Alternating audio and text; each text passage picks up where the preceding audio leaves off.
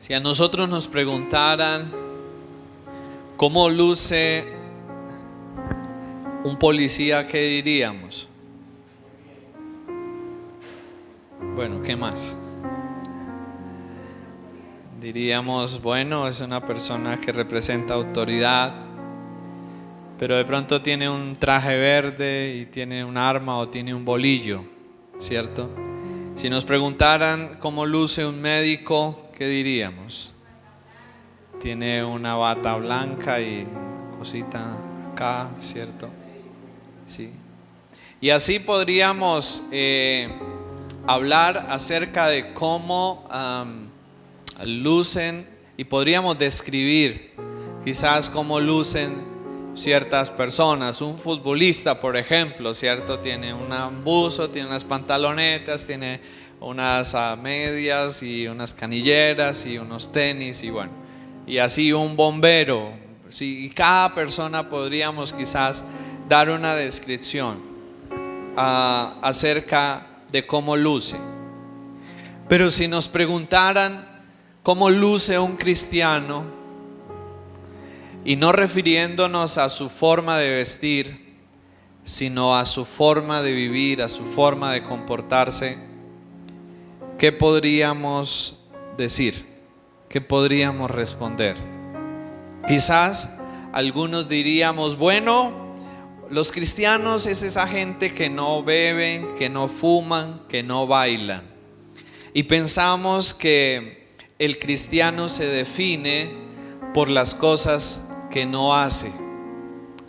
Y es importante hablar sobre este tema precisamente porque a veces no tenemos claro cómo debe lucir un cristiano.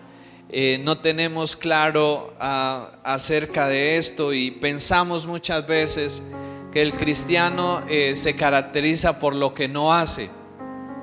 Pero la Biblia nos muestra algo mucho más allá. Muchas veces nos hemos confundido respecto a cómo se ve un cristiano, ¿no?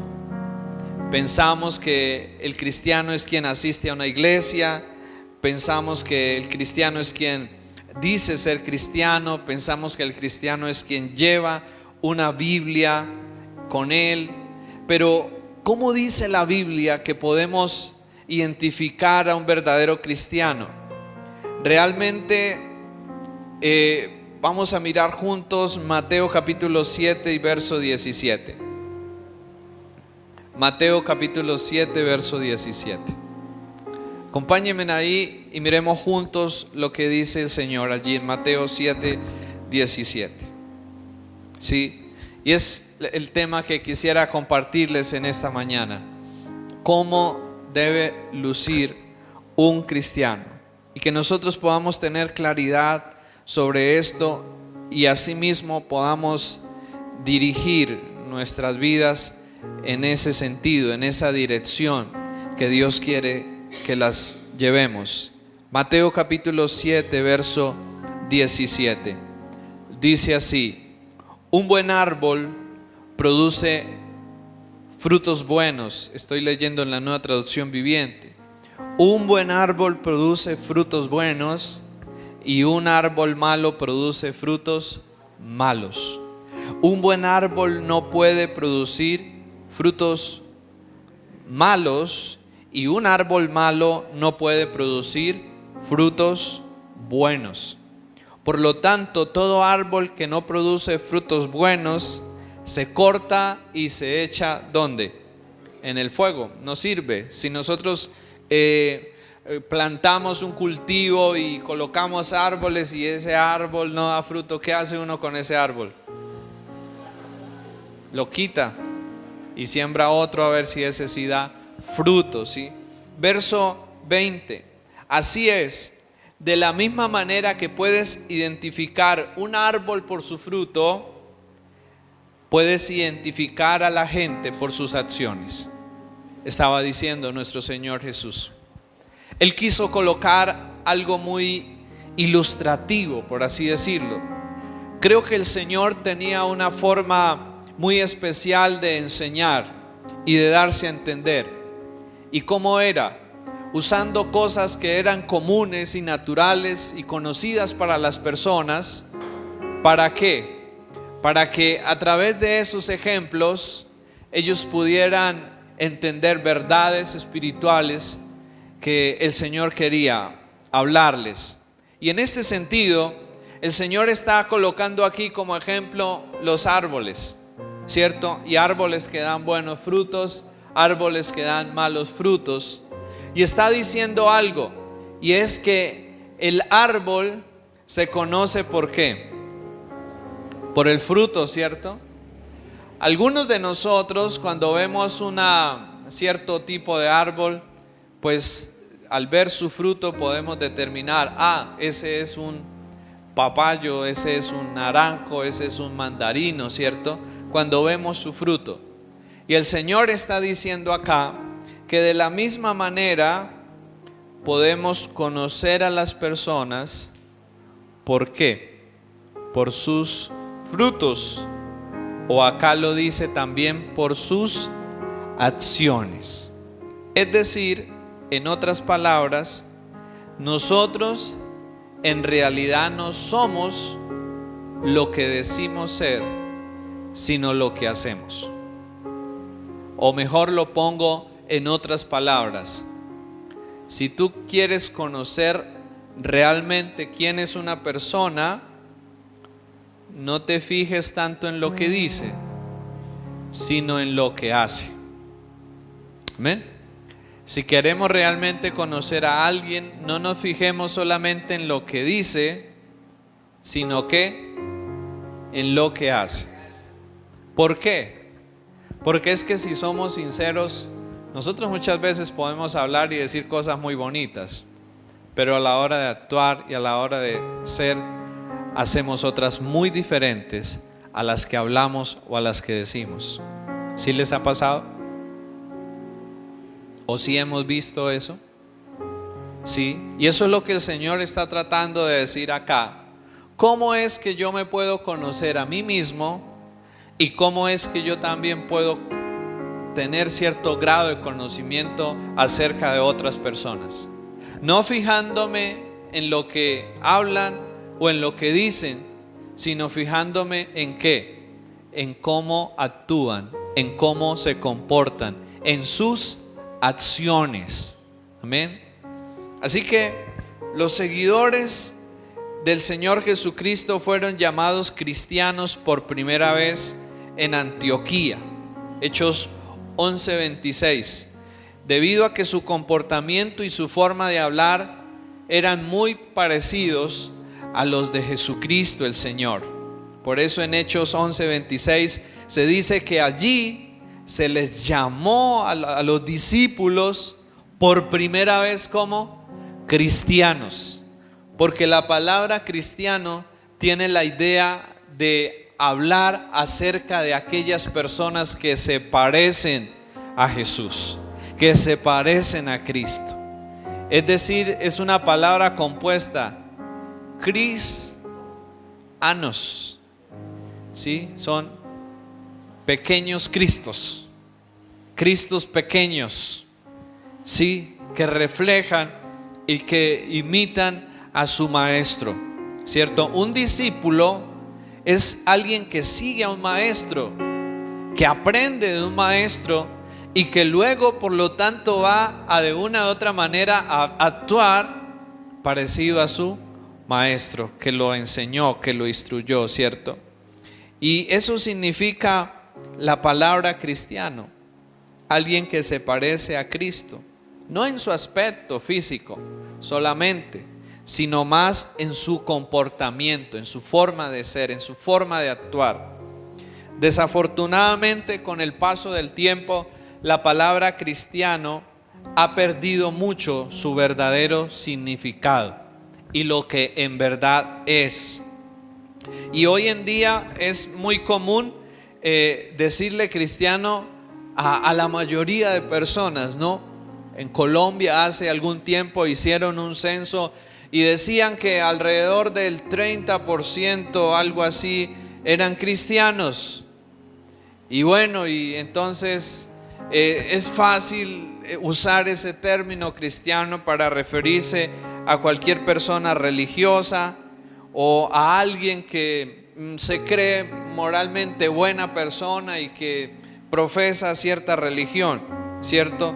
Mucha gente no cree ni confía en Cristo, sin embargo se consideran cristianos porque asisten a una iglesia de vez en cuando o porque vienen de una familia cristiana. Pero hay algo que es muy importante que nosotros debemos entender: asistir a una iglesia, ayudar a las demás personas, tratar de ser buena persona, no lo hace a uno cristiano. No lo hace a uno cristiano. Asistir a una iglesia no nos hace cristianos. Como alguien decía, que ir a un garaje no lo hace a uno un carro. Un ejemplo un poco brusco, pero que deja ver una gran verdad, ¿no? Ir a una iglesia no nos hace cristianos, así como ir a un garaje no nos convierte en un carro, ¿cierto? Y esa es una realidad.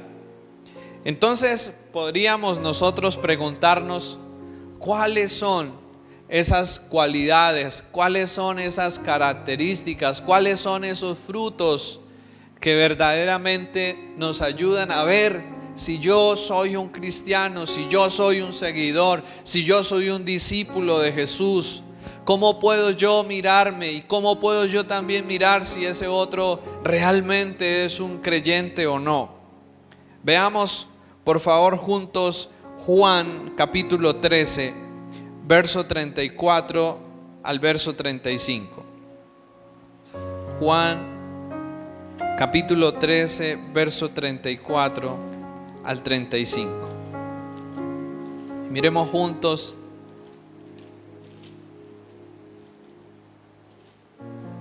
Juan 13, 34 al 35.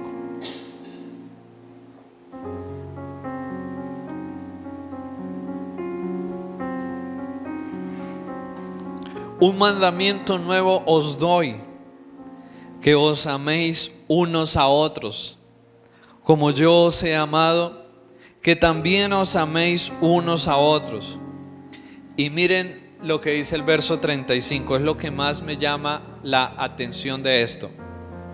En esto conocerán, ¿quiénes? Todos, que sois que mis discípulos, si tuviereis amor los unos para con los otros. Uno de los pocos y quizás sea el único versículo donde encontramos que el Señor dice esto así, que si haces esto entonces van a ver y van a conocer que realmente tú eres mi discípulo. Y el Señor está colocando allí la palabra amor. Amor. Y de todas las características que deben identificar a un cristiano, Cristo dice que el amor será una de las maneras en que seremos reconocidos como cristianos. Quizás no bebamos, ni fumemos, ni bailemos, pero si no amamos con un amor visible, con un amor sacrificial, con un amor generoso, tal como Cristo lo hizo, simplemente no vamos a lucir como verdaderos cristianos. Amén. Muchas veces yo creo que dentro de nuestra trayectoria cristiana siempre hemos tratado de pensar que el cristiano es el que no hace, ¿cierto? Y pensamos que la vida cristiana se basa o se trata de no hacer cosas malas. Y claro, sin duda alguna, esa es una parte importante, pero no es todo, ni es la más importante. Nuestro Señor mostró que el cristiano verdadero no se identifica o no se caracteriza por lo que no hace, sino más bien por lo que sí hace. Amén. Por lo que sí hace. ¿Y qué es lo que el Señor nos manda hacer? ¿Qué es lo que el Señor dice acá que establece como un nuevo mandamiento? Amarnos, amarnos, ¿cierto? Y cuando vamos a Gálatas 5:22, miramos algo más. Gálatas 5:22. Gálatas 5:22. Gálatas 5:22 dice así.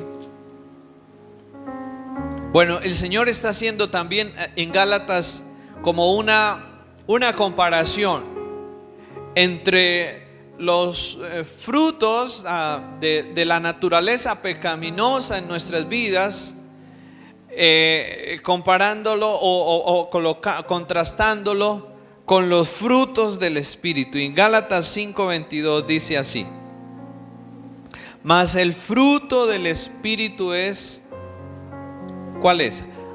Amor, gozo, paz, paciencia, benignidad, bondad, fe, mansedumbre, templanza. Contra tales cosas no hay ley. ¿Qué significa eso?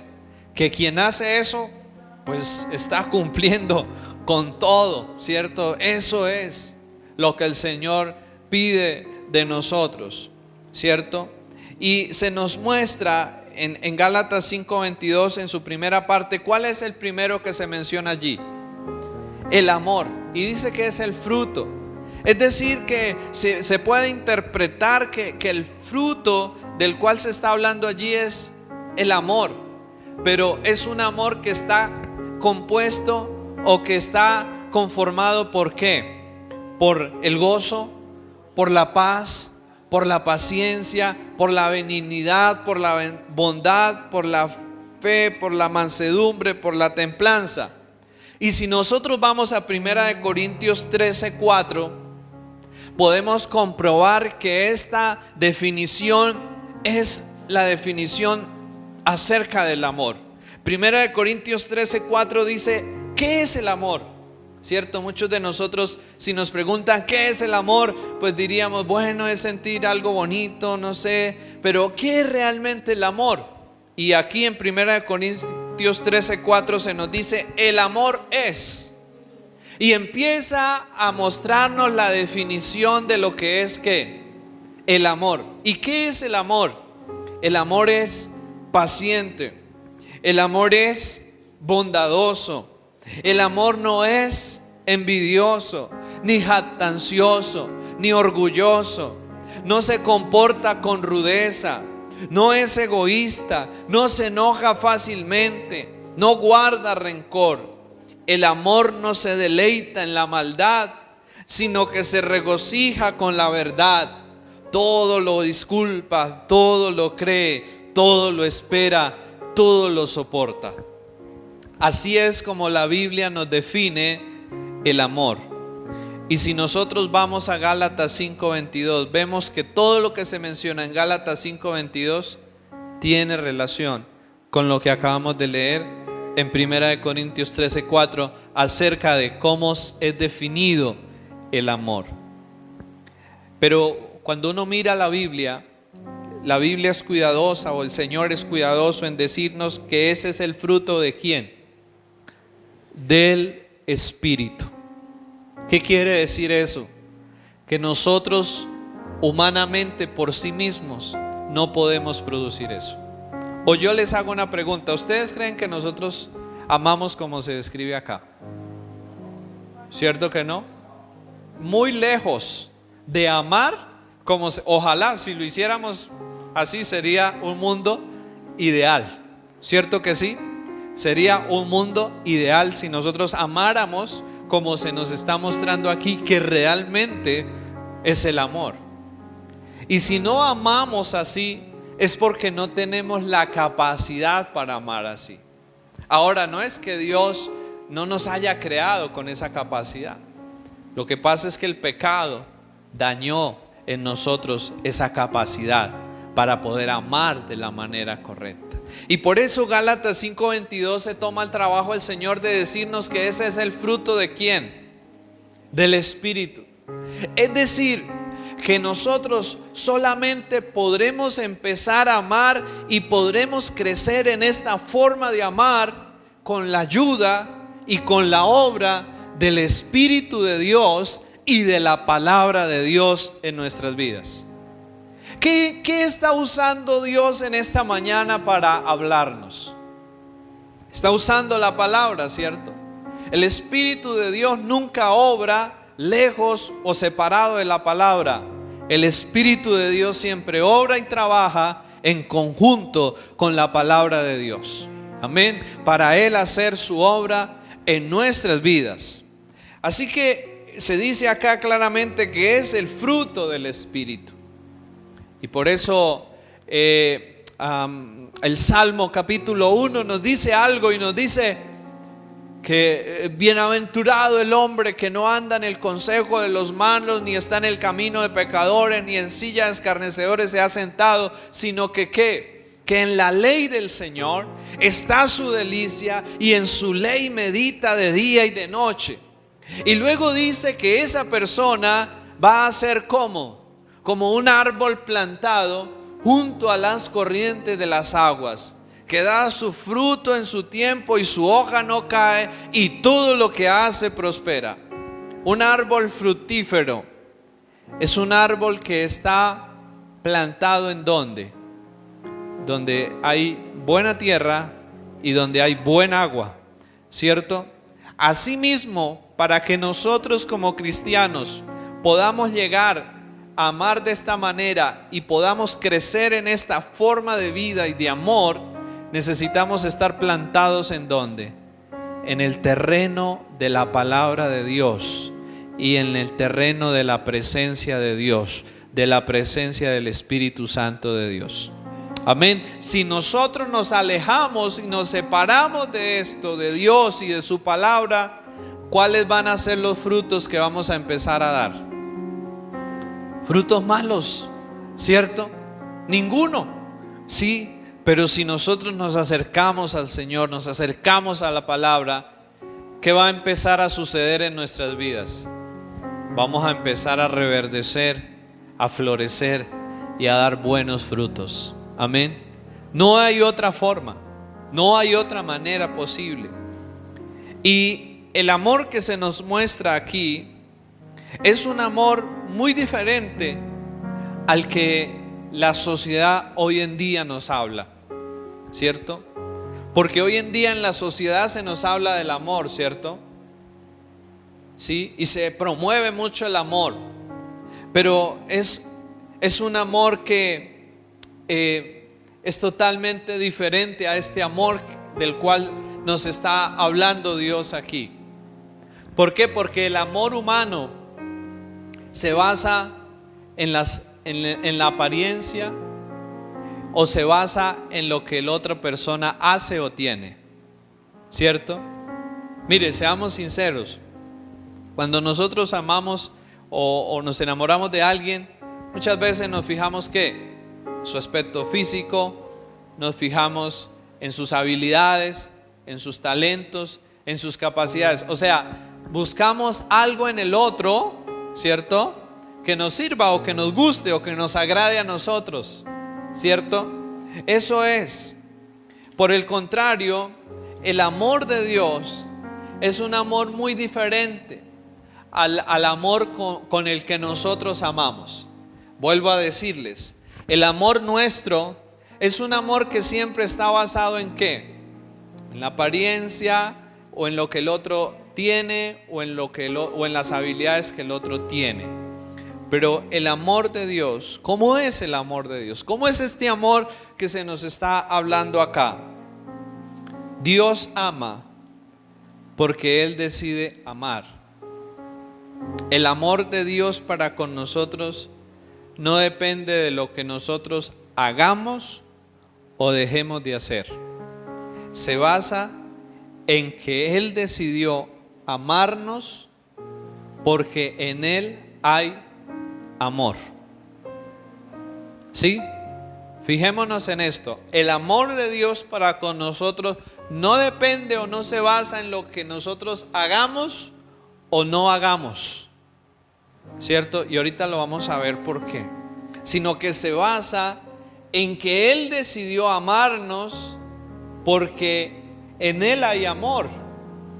No porque Él viera algo bueno en nosotros, no porque Él viera algo bonito en nosotros, sino porque Él simplemente decidió amarnos para mostrarnos y darnos a conocer la grandeza y la profundidad de su amor. ¿Qué había en nosotros? Efesios 2:1. ¿Qué dice Efesios 2:1? Que estábamos como muertos. ¿En qué? En delitos y pecados. Yo les hago una pregunta: ¿quién se enamora de un muerto? Nadie, ¿cierto? Más bien queremos huir de ahí. Y así estábamos nosotros, como muertos. Y sin embargo, ¿qué hizo Dios? Nos amó aún estando como muertos en delitos y pecados. ¿Qué dice Romanos 5:10? Que éramos enemigos de Dios, pero que aún siendo enemigos de Dios, ¿qué hizo Dios? Nos amó a pesar de que éramos enemigos de Él, a pesar de que lo ofendíamos y hacíamos todo lo malo delante de sus ojos. Sin embargo, Dios decidió amarnos. ¿Y cómo es posible esto? Uno se podría preguntar: ¿cómo es posible esto? Porque el amor de Dios, o el verdadero amor, no depende de nadie, sino de Dios mismo. El amor de Dios no depende de ninguno de nosotros, sino de Él, de quien Él es. El amor de Dios es diferente al nuestro, porque la mayoría de nosotros amamos, pero amamos por necesidad o amamos por interés, ¿cierto? Por ejemplo, decimos: te amo porque te necesito, ¿cierto? Decimos: te amo porque no puedo vivir sin ti. Decimos: te amo porque tú me haces feliz o me haces sentir bien. O decimos: te amo porque sin ti me siento solo. Y cuando uno mira todas esas razones para amar, no se encuentran en la otra persona, sino se encuentran en el egoísmo que nos lleva a pensar solo en quién, en nosotros mismos, ¿cierto? A la final, cuando uno está diciendo al otro: te amo, no es porque uno realmente esté pensando y buscando el interés de él, sino porque uno primeramente está pensando en uno y está buscando el interés de uno, ¿cierto? Así es nuestra forma de amar, y que a veces nos enorgullecemos de amar, pero realmente es una forma de amar muy egoísta, demasiado egoísta, y que no es esta la forma de amar. Todas estas frases expresan un amor egoísta que hay en nosotros. Amamos porque necesitamos a la otra persona, o porque hay algo en la otra persona que nos beneficia a nosotros. El amor de Dios es muy distinto. Dios me ama sin necesitarme. Dios no me ama porque me necesite. En alguna ocasión un escritor trató de ilustrar cómo es el amor de Dios por nosotros. Trató de usar un ejemplo para dar a entender qué es el amor de Dios o cómo es el amor de Dios. Y él dijo lo siguiente: si usted lo abandona a su pareja, pues a usted le va a doler, porque pues usted ha perdido algo, ¿cierto? Y eso es así, ¿sí? Si a usted le abandona a su pareja, pues a usted le va a doler porque usted ha perdido algo, ¿cierto? Pero si usted abandona a Dios le duele, pero no porque Él haya perdido algo, sino porque usted ha perdido algo. Amén. Sí. Ese ejemplo es una gran verdad del amor de Dios. Si la pareja abandona, pues da duro porque ha perdido algo. Pero si nosotros abandonamos a Dios le duele, Pero no le duele porque Él haya perdido algo, sino porque nosotros hemos perdido algo. Porque Él no está pensando en Él, está pensando en ¿quién? En nosotros. Y ese es el amor verdadero. No un amor que piensa en sí mismo, sino un amor que piensa en el otro y que busca el bienestar de la otra persona. Amén. Así que nosotros amamos a las demás personas e incluso amamos a Dios o buscamos a Dios. ¿Por qué? Porque sabemos que podemos obtener algún beneficio, ¿cierto? Porque sabemos que encontramos algo que necesitamos o algo que nos va a servir a nosotros. ¿Creen ustedes que sí es así? ¿Cierto? Amamos a otros porque nos dan algo a cambio, ¿cierto? No es gratis. Y buscamos a Dios porque sabemos también que podemos hallar algo en Él que necesitamos o que nos va a servir. Esa es nuestra forma de amar.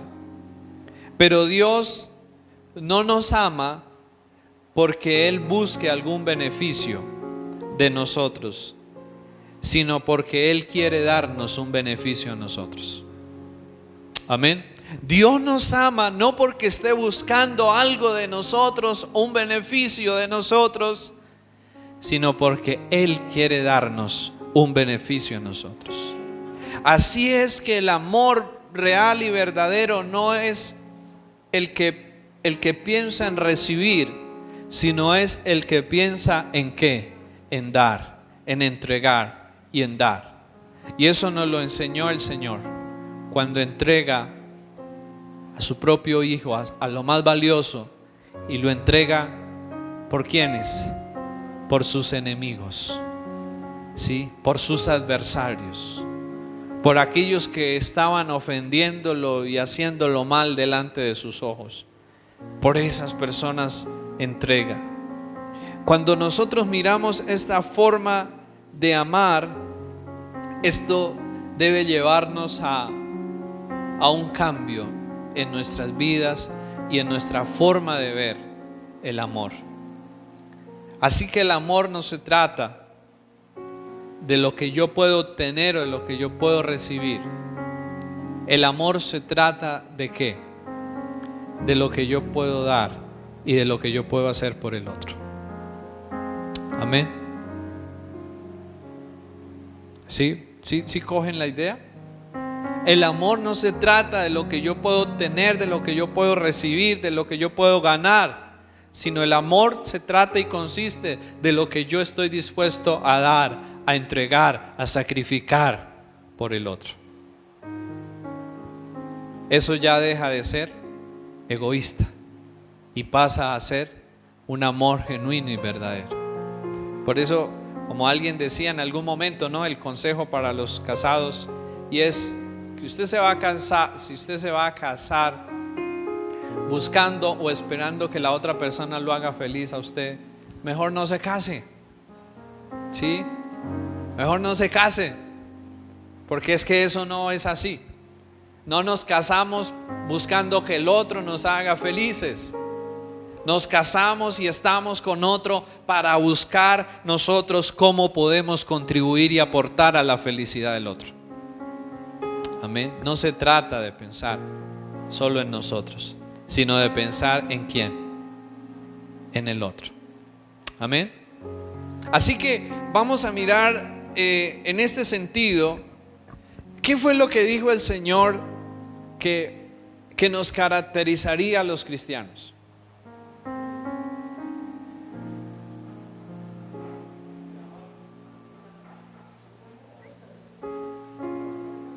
Pero qué forma de amor, ¿no? Un amor muy diferente a como nos lo han enseñado o a como nosotros lo sentimos, ¿cierto? No un amor que está ahí esperando, bueno, tráiganme, denme, háganme. No, sino un amor que se para de ahí y dice: ¿qué puedo hacer por ti? ¿Qué puedo sacrificar por ti? ¿Qué puedo darte a ti? No un amor que se basa en lo que el otro haga bien o mal, no, sino un amor que no depende de lo que el otro haga, sino que simplemente se da sin condiciones y sin intereses. ¿Cierto? ¿A cuánto nos gusta ser amados y nos gustaría que nos amaran de esa manera? ¿Cierto que sí? ¿Y ustedes creen que las cosas serían mejores en nuestras vidas, en nuestros hogares, en nuestras familias, si amamos de esa manera? ¿Sí? Por eso el Señor dijo que el cristiano no se conoce por ir a una iglesia. El Señor no dijo: en esto conocerán que soy mis discípulos y van cada 8 días a la iglesia. No, el Señor no dijo: en esto conocerán que ustedes son mis discípulos y llevan una Biblia debajo del brazo. No, el Señor no dijo: ustedes los conocerán que son mis discípulos porque ustedes dicen que son cristianos. No, ¿cómo dijo el Señor que seríamos conocidos? Si amamos. Si amamos. Es decir, que muchas personas en nuestra casa, en nuestra familia, en nuestro entorno van a ver a Jesús, pero no porque nosotros digamos que somos cristianos o porque los cojamos a bibliazos, sino porque nosotros les demostremos el amor de Dios que está en nuestras vidas y en nuestros corazones, perdonándoles, haciéndoles el bien, sirviéndoles, siendo generosos, siendo dadivosos, estando al servicio de ellos. Amén. Sí, eso fue lo que el Señor dijo. Ahora, cuando se habla de amor, debemos aclarar algo. Hay un tipo de amor que no es bueno. Y hay un tipo de odio que no es malo. Hay un tipo de amor que no es bueno, porque nosotros diríamos: bueno, amor, y muchos hoy en día en nombre del amor hacen cualquier cantidad de cosas y permiten cualquier cantidad de cosas en sus vidas. Pero no, eso no es el verdadero amor. Hay un amor que es malo, y es el amor hacia lo malo, ¿sí? El amor hacia cosas malas. Y hay un tipo de odio que es bueno. Es ese odio y ese aborrecimiento hacia las cosas malas, hacia la injusticia, hacia la maldad.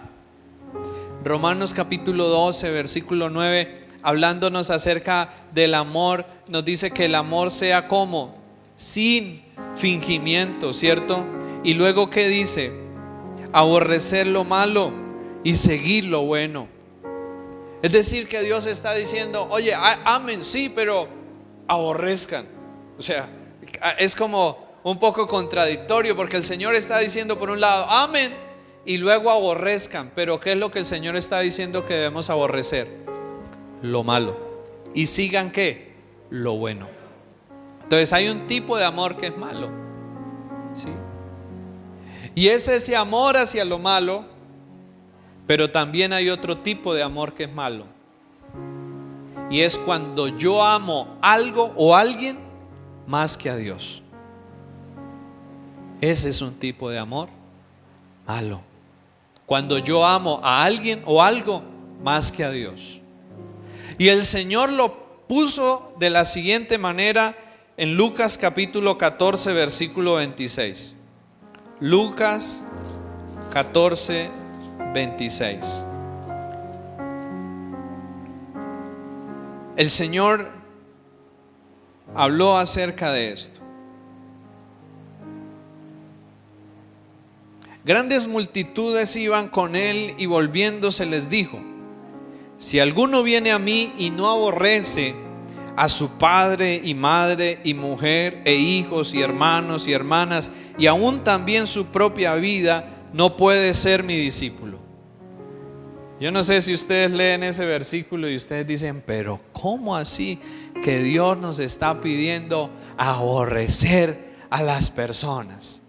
Pareciera que fuera contradictorio con el versículo que leímos al comienzo, cuando Él nos manda ¿a qué? A amar unos a otros. Pero no es contradictorio.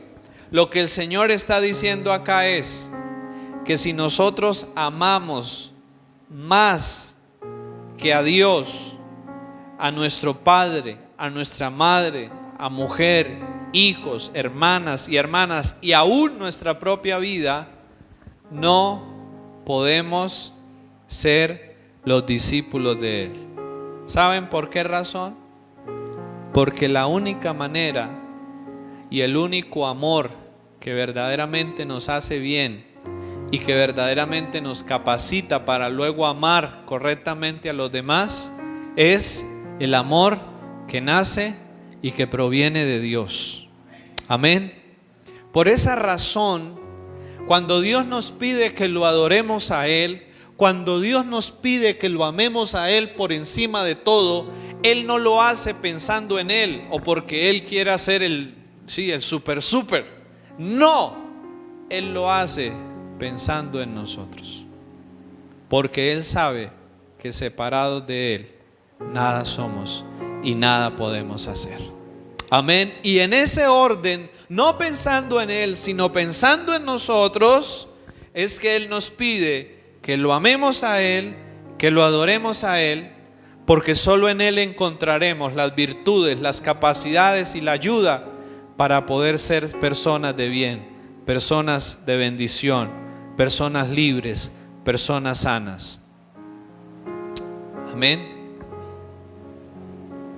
Eso es tan importante entenderlo. Así que pensemos en algo. ¿Amamos a nuestros padres? ¿Amamos a la pareja? ¿Amamos a hermanos? Pues bien, creo que sí, los amamos, ¿cierto? Ahora pensemos algo. ¿Amamos más a Dios que a ellos? Pensémoslo, no nos apresuremos a responder, porque muchas veces sí lo podemos decir, pero en el corazón, ¿qué hay? ¿Cierto? De pronto no todos los casos es igual, porque cada uno somos un mundo diferente, pero en la mayoría de nosotros, ¿cierto?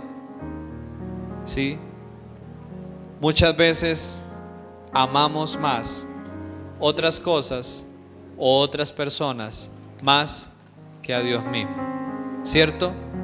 Por ejemplo, miremos muchas veces cuáles son las prioridades y cuáles son las cosas que capturan nuestra mente, que capturan nuestros sentimientos, que capturan nuestra atención. Y ahí podremos hallar, como alguien decía, cuál es nuestro Dios o qué es lo que más amamos. ¿Cómo poder saber yo qué es lo que más amo? Fijándome en qué es en aquello que más pienso, en aquello que captura mi mente, que captura mis sentimientos, que captura mis emociones. Eso es lo que más amamos cuando nosotros miramos eso. Así que cuando Dios nos habla de que el cristiano se identifica, ¿por qué? Por el fruto de ¿qué? Del amor. Se nos está indicando de un amor que debe ser primeramente ¿hacia quién? Hacia Dios, ¿cierto? Debe ser un amor que es primeramente hacia Dios. Y eso significa que debemos buscar a Dios no por lo que Dios me pueda dar, sino que debemos buscar a Dios para yo darme a Él. Amén. Debemos buscar a Dios no por lo que Él me pueda dar, sino por yo darme a Él, entregar y dar todo de mi vida a Él.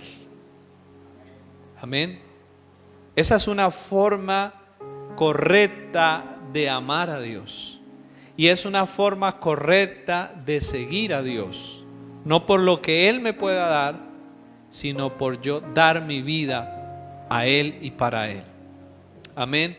Es buscar a Dios no para que Él haga lo que yo quiera, sino para yo aprender a hacer lo que Dios quiere que yo haga. Amén.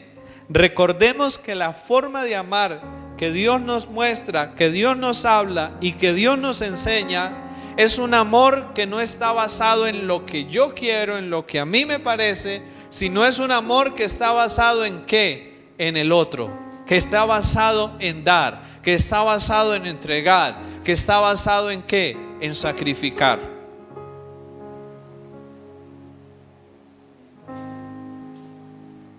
Y uno pensaría, pero bueno, entonces ¿yo dónde quedo? ¿Cierto?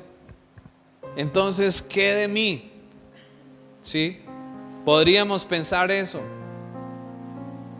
Y ahí el Señor en alguna oportunidad dijo: el que quiera hallar su vida la va a perder, y el que la pierda la va a hallar.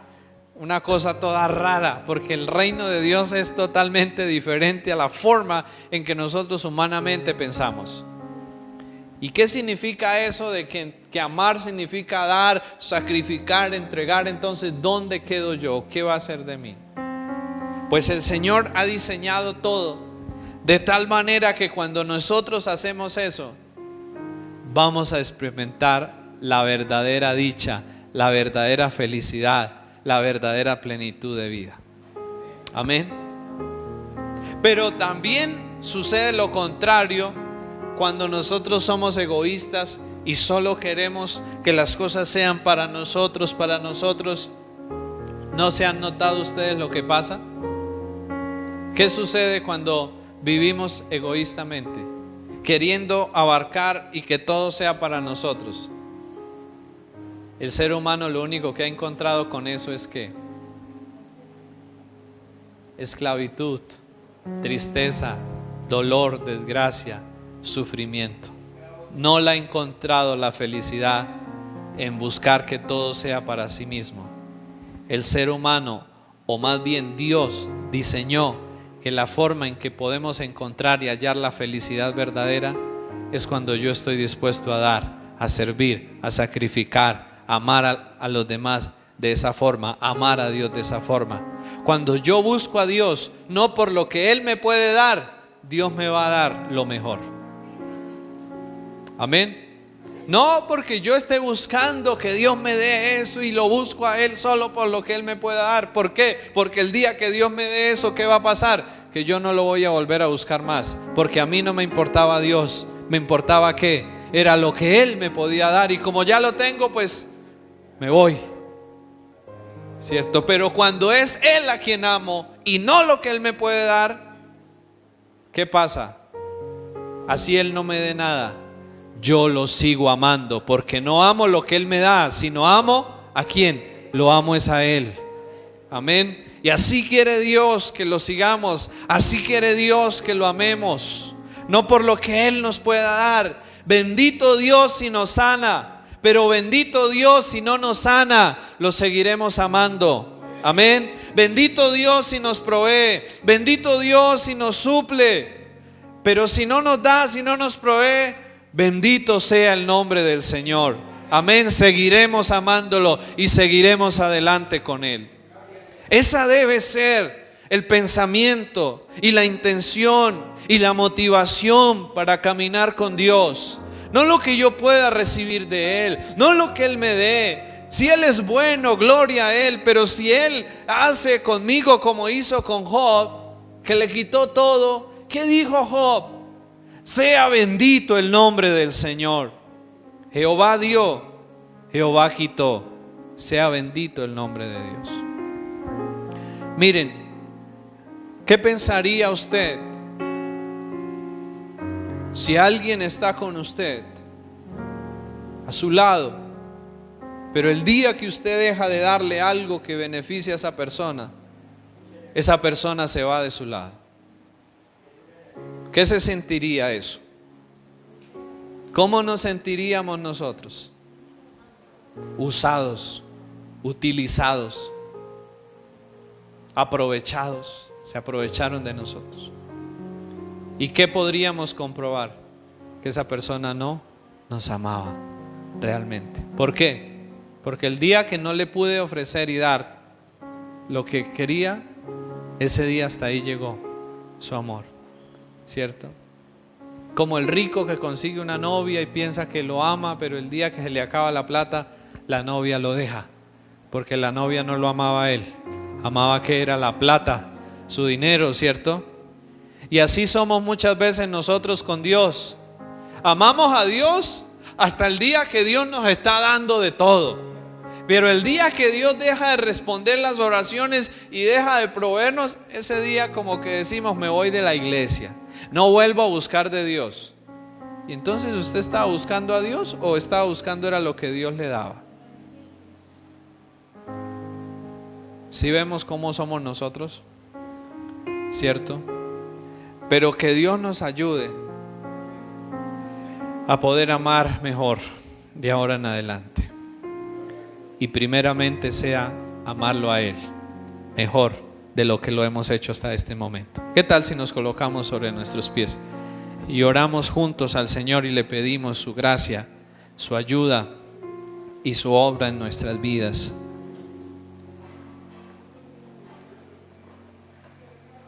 Señor, nosotros te queremos agradecer por hablarnos como tú lo haces, Señor, con palabras de vida, Señor, con palabras de vida eterna, Señor.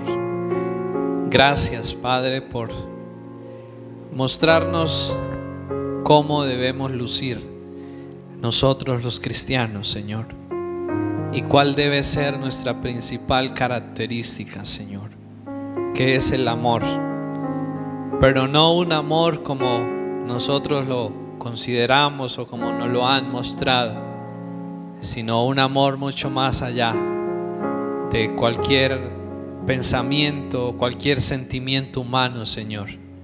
Un amor que nos lleva al sacrificio, a la entrega, Señor, a pensar en el otro primero y no en nosotros, Señor.